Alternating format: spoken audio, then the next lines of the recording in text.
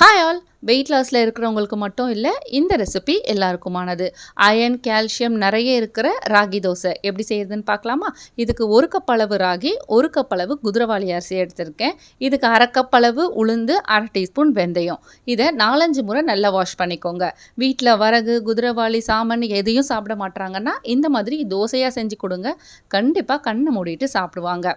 இதை 5 மணி நேரம் அப்படியே ஊற வச்சிடலாம். நீங்கள் மிக்சிலையும் இதை கிரைண்ட் பண்ணிக்கலாம். நான் இன்னைக்கு இட்லி மாவு அரைச்சிட்டு அதே கிரைண்டர்லேயே மாவாட்டிக்கிறேன். நல்லா நைஸாக இந்த மாதிரி அரைச்சிட்டு தனியாக எடுத்து வச்சுக்கோங்க.